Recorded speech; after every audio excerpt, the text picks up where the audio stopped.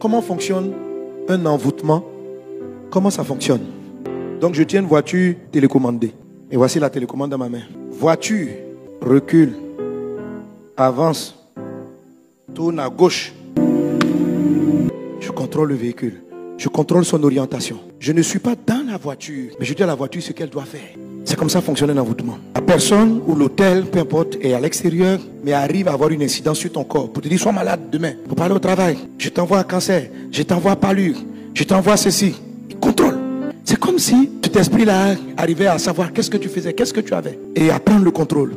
Alors, tout envoûtement respecte ce même principe-là. Pour qu'il y ait commande, il faut deux choses. Il faut qu'il y ait un émetteur et il faut qu'il y ait un récepteur. C'est-à-dire, dans la voiture qui est là que je commande, il y a un récepteur. Quelque chose qui peut comprendre l'information que j'envoie. Et cette chose-là se trouve dans la voiture. Alors, si le diable arrive à te bloquer, te rendre malade, à décider pour ta santé, ta vie, tes affaires, c'est que l'information qu'il envoie trouve dans ton corps une réception. Et si je veux faire arrêter la commande, j'ai deux manières de faire. Soit je frappe celui qui a la télécommande. Ça, c'est chasser le diable, noyer le gardien de l'hôtel. Si c'est ça qui est l'hôtel, celui qui manipule, on peut l'enlever. Mais la télécommande peut être récupérée. Pharaon est mort, non? Mais il y a un autre pharaon qui est revenu en Égypte. La véritable délivrance, la finale, c'est quand tu tues ou tu arrêtes le récepteur qui se trouve à ton niveau. Alors, ce que je fais, je prends la voiture, je coupe le récepteur, j'ai toujours l'émetteur, mon émetteur est bien allumé et je lui envoie les sortilèges.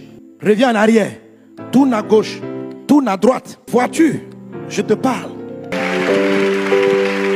Quelle que soit la manipulation, ça n'a aucun effet parce que j'ai éteint ce qui en moi faisait que je recevais le message. Amen. Alors, il y a une dimension dans laquelle tu rentres où les sorciers, quels qu'ils sont, ils peuvent rien te faire.